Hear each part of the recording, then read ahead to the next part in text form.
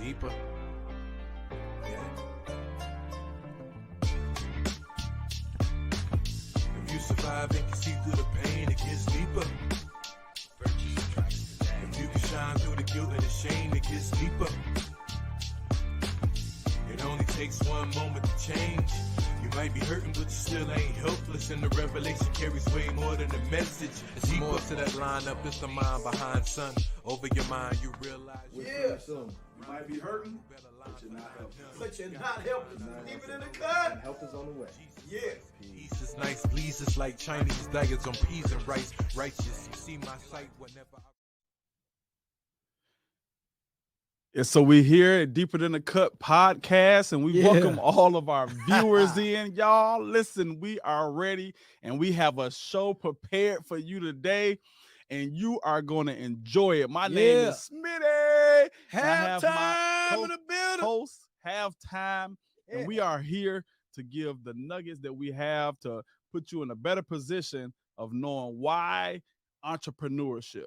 See, that's a question that a lot of people have, Halftime. People always want to know why entrepreneurship. They do. It's so, they teach us so many different things about life, and oftentimes you're not taught about entrepreneurship and the importance of it. Yes. And the weight that it holds. Yeah. It's a lot that go into this. Yeah. And I'm telling y'all stay locked in with us on Instagram, on Facebook, on Spotify, Apple Music. I'm telling you, we have spread our wings, and we're ready to come to you from all different platforms. YouTube, put that Deeper Than the Cut podcast in, smash that subscribe button, smash that like button, because we want to make sure that we stay on the air and that you get those notifications every time we drop a video. We in the building with knowledge and help for over 40 years between the both of us. Yeah, together. You feel me? Hey, Halftime. What up, man? How long we been doing this thing, man? We've been doing this forever. Man, we've been doing this thing for and ever. Man, so we're here today to talk about why entrepreneurship is often a question that seems to be like, I don't know about that, or a lot of times in the community in which I was brought up in, you wasn't taught about entrepreneurship. It was always, go get a finish high school, go to college, get a degree, get out, get in the workforce, and you live successfully that way. But I thank God that I was able to find entrepreneurship in some kind of way, and it gave a release. No hold and strings holding you back. And Halftime, I just want to ask you a quick question about entrepreneurship. Statistically factual, it says that 20% of entrepreneurship businesses fail within the first year. 20%. Yeah. 20% of businesses fail. Why do you think that is, that 20% of the businesses fail in its first year?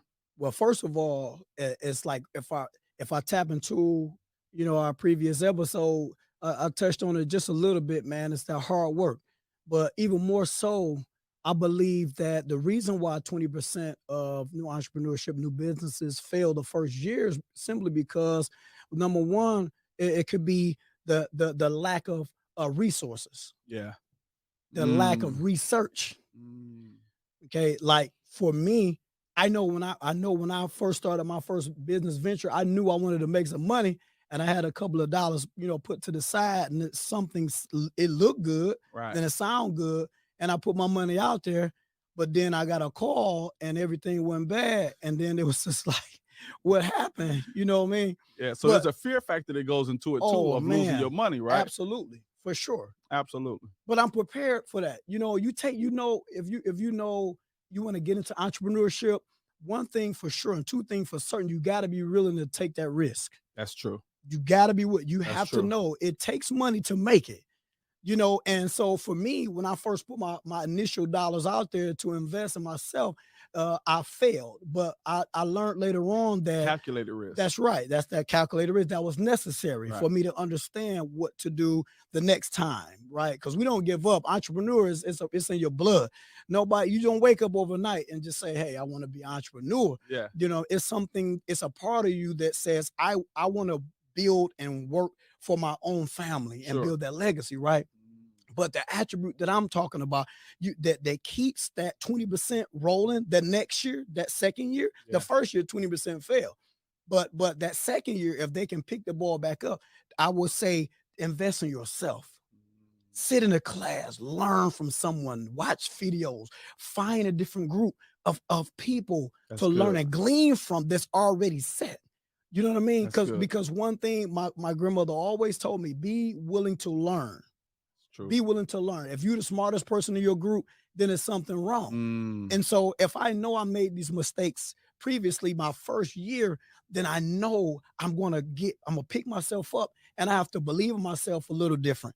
My strategizing have to be a little different, right? My strategy, my methods that I went about it the first year, it has to change in order for me to make an impact and stay in business longer than my first year, right? Wow. Yeah. Because it's just so heavy. It's so heavy because me as an entrepreneur been doing this for 20, well, we got 40 years together experience, right, of working for ourselves. Right. I've had the white flag waving so many times. Yeah. I had that white flag waving several times, but it was something that I built up over the years that wouldn't allow it to happen. Would you say proper planning plays into that as well? Like Yes, it does. being able to know what it takes, counting up the cost, as it were, before you Yes. begin to build the house. Yes. Right. Just knowing what you're putting into it, the calculated risk that we talked about. Yes. Is that I think that plays a big role in it. What you think about that? It definitely plays a big role in it because simply you have to know so you have your family, you have all the bills and everything that you have, your responsibilities, necessities at home. But then to operate and run business, that's a separate calculated cost. You have to know your budget for your home, and then you have to know the budget in which you're trying, what you want to invest. And once you have that dollar amount, then you don't want to go in with your last dollars. You want to have at least 3 times that before you spend that initial money, because the reason why I'm saying that, because what if things don't go right the first 30 days? What if you miscalculated that? Yeah. And you have to go back in with another 5,000, 10,000, or whatever the cost was initially, right? So you never want to take that last penny. You want to go in with more finances than what it really takes to get it started, because we know for certain life happens. If you can. There are some times though that if you believe in it enough, you throw it all out there. Walk by faith and give everything you got. There are certain situations in which that arise, but if you can, I would advise you to take calculated risks. Yeah. Believe in yourself. Yes. And the main thing is to have faith throughout the process. Absolutely. So, but I mean, I gave my perspective on what, that 20%, how can they stay in business? And so many times I watched you in business, and a lot of people don't really understand what it takes. So they say you different on a basketball court because you're competitive. Right. You different in your home because you don't play. Yeah. Right. You different in business because you strategize, you make it make sense. Absolutely. Okay. But why? But in a pandemic though, so many lives have been lost. So many families are hurt, even those who have recovered from COVID and during this pandemic and in this time. It's so much like, how do you find that motivation? Why entrepreneurship right now in this season for you? Entrepreneurship, literally, and I think you hit on it a little bit. It's embedded in my DNA, literally. Like, I really never ever saw myself working for anybody else, and it wasn't because I'm insubordinate or that I can't work with authority. It's just that I've always been a person that realized that if you have the opportunity to properly put things in place, I can do it for myself. Oh yeah. I can work for myself. And as I kind of alluded to in our intro, that entrepreneurship in the Black community is not something that's often talked about. It was actually frowned upon. You talking about you want to go to school to get a trade after high school, they made you try and feel like you was less than, right? Sure. So it was like, you Absolutely. tell somebody you going to barber school and they like, you ain't going to Michigan State, you ain't going to Oregon, you ain't going to Alabama, you ain't going to college. You mean to tell me that's not what you're gonna do? And it's unfortunate that people tried to push something that was not necessarily for everybody. I'm nowhere near against education. I always say educate yourself, improve yourself, and grow yourself. Yes. But there are situations where education from the college or university standpoint is not for everybody. Sure. Right. And so you got to realize that it's still a purpose in your life, though, even though it's not in a university or a college, because there's a level of entrepreneurship where you can walk in and have freedom and have the life that you desire. It's crazy because I felt best when I was cutting hair. Like, and don't get me wrong. I went to Denby High School. Shout out to Denby High. KE in the Shout out to building. Denby High. Kettering High. I went to Denby and I graduated with a 3.5 grade point average.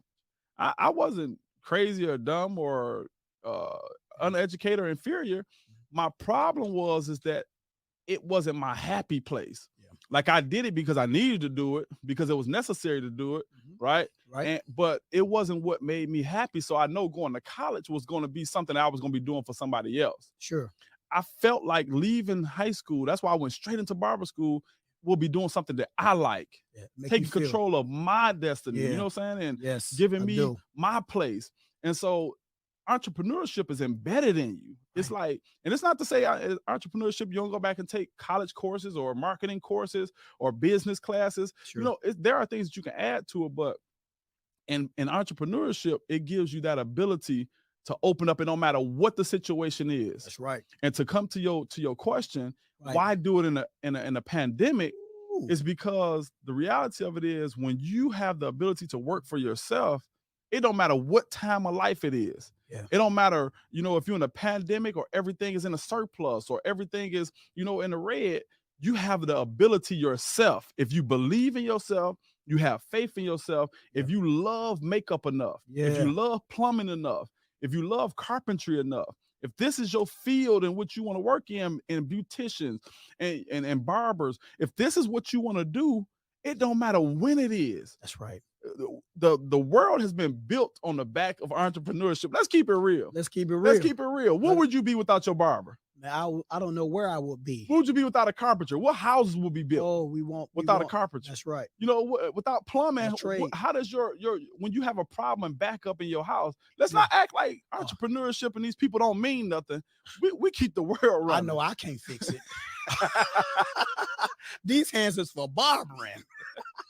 And that's my point. And so, as we talked about earlier, we got to give people their space in their lane. If that's what you do, let me pay you. That's right. To get your stuff done. Right. That's your lane. That's good. That's your place. That's good. And so it don't matter when it is. Sure. It don't matter when the moment is. It's always good to walk in entrepreneurship if you can believe in yourself and have faith in what you're doing, and then put the work in. Success is almost imminent, man. So that's kind of that. And I'm listening to you. And I'm learning that we've been working together, but so long, but it's still, there's certain elements to you that I still haven't, you know, experienced yet. You know what I mean? Sure. Like learning is lifelong. Absolutely. And when you find someone that you can glean and learn from, like, as you grow, I grow. Yes. You know what I mean? When you find that business partner, it's like when you growing, I'm growing. I got to come up with you. Iron sharpens iron. Iron sharpens iron. Yes, you know what I sir. mean? Yes, So sir. like I've learned how to use that iron. Yes, sir. You know, with my partner, my brother, Mr. Smitty, y'all already know. But I'm gonna be honest with you. You're an awesome entrepreneur, though. Not just because you're good with cuts, but the personality that goes with it, that business mind. Yes, sir. That has to be diligence. That it's that decorum, that behavior. Your name is everything. You can't mix my name up in some mess. Don't play with my name. You know, don't play with my name. You put some respect on my name. You know what I'm saying? All three of you. Put some respect on it. You know what I mean? But I want to go there and see you face to face. I want to tell you face to face. You know what I'm saying? Put some respect on it. That's right. That's right. That's right. Put some respect on it. So, but that brings me to like a nutshell, a question that will kind of like give those entrepreneurs, those prospects, or those who even thinking about it. Maybe they satisfied with that 20% loss that first year. But somebody I know, if you have entrepreneur running through your blood right now, and if you fail, if you're one of that 20%, I know you want to know what's needed to pick yourself up like a pick-me-upper in business and start from scratch. Maybe just reset or start all the way over. What is the biggest attribute to entrepreneurship in the pandemic? Well, you got to have perseverance. Throughout this time, being self-motivated is probably the biggest piece to picking yourself up from any losses, because the reality of it is, let's be honest, and within a pandemic, within any entrepreneurship class that you have, there's going to be some losses that could be taken. Sure. You got to realize that within this industry, it's 582 million entrepreneurs in the world. Wow, man. And you got to begin to understand what makes you unique, what makes people want to come and gravitate to you, right? Yes. So your uniqueness will begin to help you to understand. Maybe you got to re-strategize how you came out. You didn't properly plan for the clientele that you were trying to attract. So if you're not properly planning and you're not showing your uniqueness, then that causes failure to be in place. But when you think these things through and begin to understand that in success, you don't just arrive as a planned place to arrive to. So you plan success, right? You don't just arrive there and get there and be, you know, in the pinnacle or in a place that you desire to be, both financially and business wise. You don't just arrive. It's a plan that has to be put in place. And so what I would say is to make sure that your plan is foolproof from the standpoint of who you're trying to gain as a client, or who you're trying to get as a customer. Sure. You know, the place in the area in which your business resides, the demographics of that area, and what will be appealing to that area. Because you can put a fried chicken place, but you put it in the wrong place, you just got a bunch of chicken in the back sitting and soaking. I ain't going to certain you know what I'm saying? So, you know, but halftime, as we get ready to wrap this up, what would you say is one of the biggest pieces of being an entrepreneur and understanding what it takes to stay grounded in it? Because there are times where, you know, you get those low moments where you just like, I don't even, in entrepreneurship, you get to that point where you say, I'm just not sure if this is for me. I thought it was, but then what is it that keeps you going and keeps you motivated beyond what you see? Man, to be honest, it's my wife, man. You know, it's like when I look at that pretty face. Watch out now. Watch out, baby. If you're listening, I love you. But it's that face, man. It's the love I know she have for me, that support, right? As an entrepreneur, man, you have to find somebody that's going to support you. Maybe if you don't have that support in the beginning, in some way, form, or fashion, you have to build a network of people that really have your best interests. Yeah. Because you're going to need, that's right. Yeah. Right. Because that what's going to happen is they're going to give you a certain fire that you didn't have before, or extra push when you felt like stopping, that extra step that you take because she's loving her and she's praying for you. She's saying, hey, sweetie, I know I don't really understand everything about what you're doing, but I support you. So if you need my whole check next week. Sure. You know what I mean? Do you need us to sacrifice a certain lifestyle so we can get to that point? Yeah. Even if she don't see it, she understands with your mind, how your motor is moving.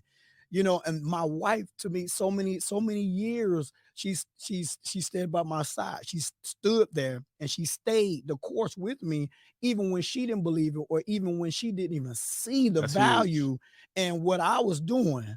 Yeah. And so many times I neglected the fact that how powerful that was to me, because it was not like I was ignoring it or I was neglecting her, right? Yeah. But it was like I'm so stuck in my lane that sometimes we overlook that helpmate. Yeah. You know, it's like the helpmate be telling us some stuff, but because we're entrepreneur, it's just us pushing. Right, it's us. It's just us alone. Sometimes we'll neglect her and not see the value in what she's saying. Baby, I got it already. I got this. See, the thing is, man, is this entrepreneurship get lonely sometimes, man. It does. And we got to realize that when God sends that particular help, it might come through your wife. Sometimes it might not. Sometimes it might come through a friend. Sometimes it might come through a pastor or an instructor or somebody that you put confidence in. And you got to be able to recognize when help has been sent your way. That's entrepreneurship, one word I don't like, and we're going to end it right here, is I don't like self-made, the word self-made. Come on, talk nobody is self-made. Everybody has help. Everybody has assistance. Everybody has been made to be connected to somebody for some level of success. Because if you got a product, you're going to need people to buy it. So it wasn't self-made. You were just, you made it, and God sent the resources to make you be successful. So with that being said, we want to make sure that you all please go onto our podcast. And make sure that you go onto YouTube. Now, You can find us at Deeper Than the Cut Podcast. Don't forget to smash that like. smash. Don't forget to smash that subscribe. Elbow. And don't forget to share this Deeper Than the Cut podcast. Listen, y'all, we on Facebook, Instagram. We have Spotify, Apple Music. Don't forget, y'all, we got everything, every possible platform. Do not smash subscribe, like, and share button to keep this going. Don't hold this information to yourself, because you might be hurting, but you're not helpless. Deeper than the cut. Deeper than the cut, baby. It's a wrap. It's a wrap.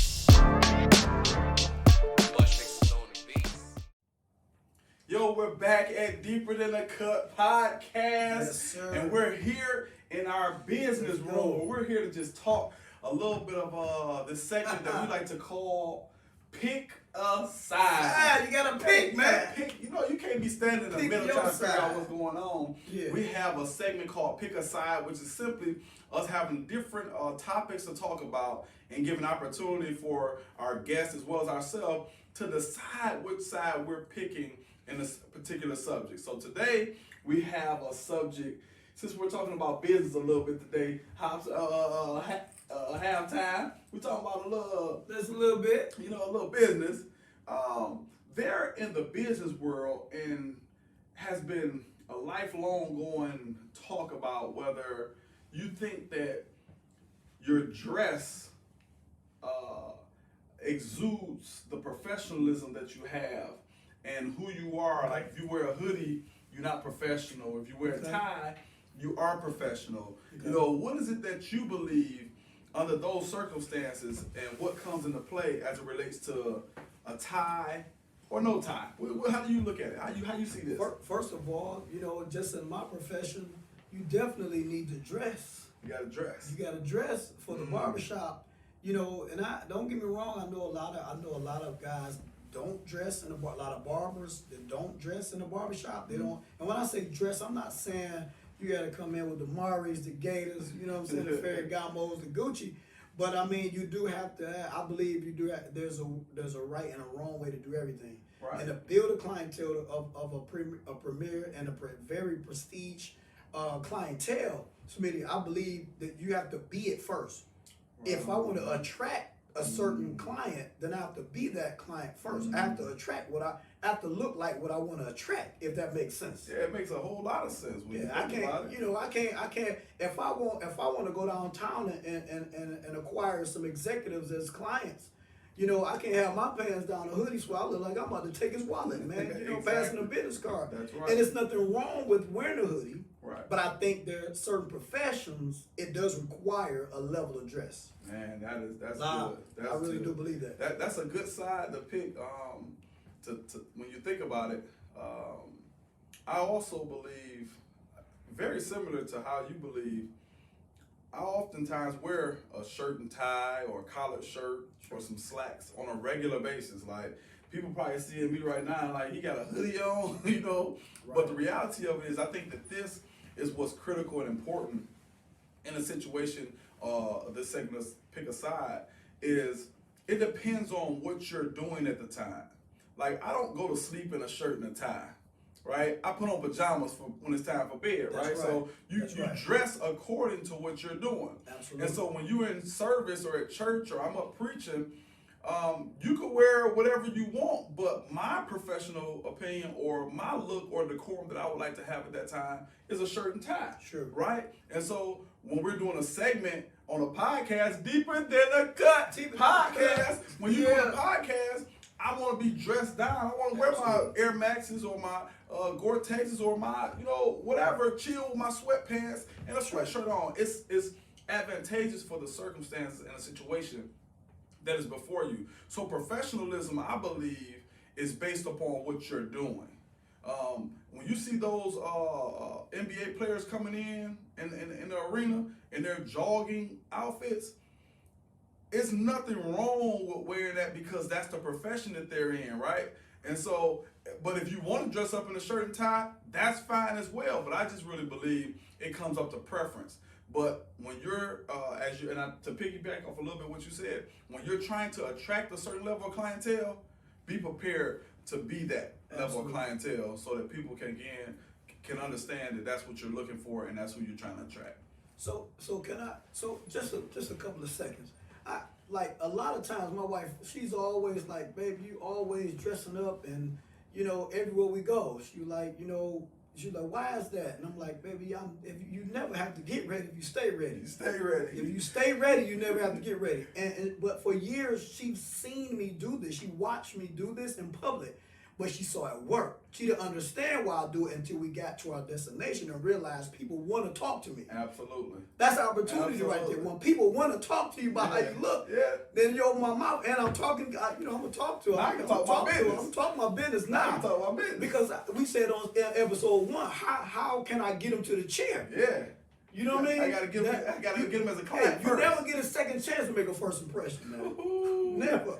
Never get a second chance to make a first impression. So I like to stay ready. Hey, another reason she was asking, because she know you look good too. You know what I'm saying? Come on, I still got it. They gotta make sure, baby. You know what I'm saying? I got they it. gotta make sure they keep that for themselves. You know what I'm saying? My wife used to be the same thing. She be watching me on the way out the door, but You going like that? Baby, this for you. You looking around trying to find out where you at. Where you going, baby? Baby, this for you. I'm doing this for you. You going to Myers like that? Yeah, you never know who I'm gonna meet, baby. You know what I'm saying?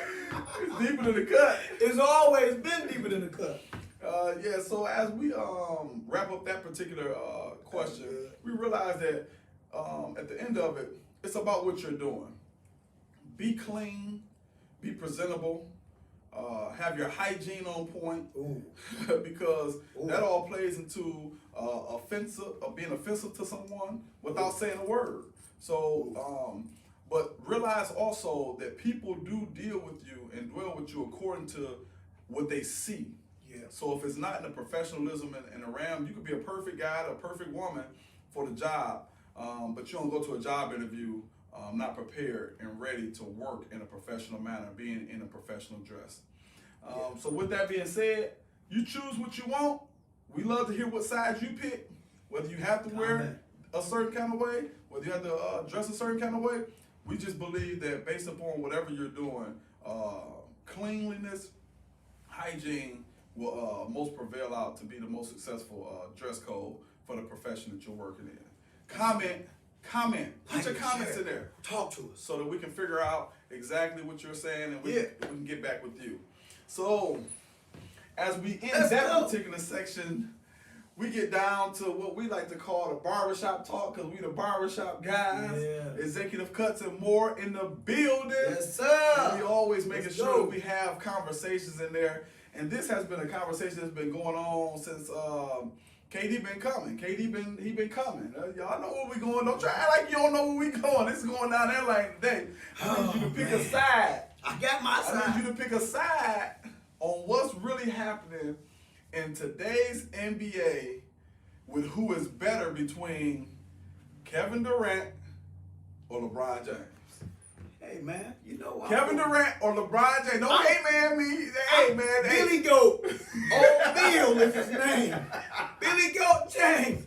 My guy. Why you call him Billy Goat? Billy Goat billionaire, man. Their status has changed. We gotta change his name. They gotta change his name. Billy Goat. Old Bill. And I'm gonna tell you, the reason why I'm picking Kick it to me. The reason why I'm picking Bill, man, because right now, we talking about right now, his last 10 games, he averaging 31.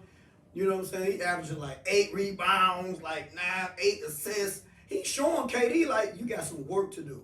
You know, and you saying this time, and of course, I don't believe my man, he's 37, his past birthday, December. Shout out to all the Sagittarius, the Sagittarius, whatever. But he is of age. He right. Okay, see there. Okay. But that's my guy. And at this moment of his game, he's 37 years old, Smitty. He can't do this all for like 82 more games. Like 40, 50, like 40, they about halfway through, like 40 more games. He can't keep it up because he's thinking about the playoff. But he understands the team that he owns, that he has, and the extra help that he have is not sufficing. It's not working. And so he got to do what he got to do to hold the team up as he always have. his whole career. His whole career. So where is it that you're saying at this point in time, who's better and why is he better? I'm going with LeBron James, LeBron Billy Goat. Old Bill. I'm going with Old Bill. Because he gonna make the right basketball play, not just scoring. If he gotta go down low, he gonna get a rebound. He gonna try to find the best shooter. If you shoot an air ball, then that's on you. But he gonna make the best basketball play. All right. The best basketball play. All right. Come on with it. LeBron James has been an amazing basketball player over his 19-year career in the NBA.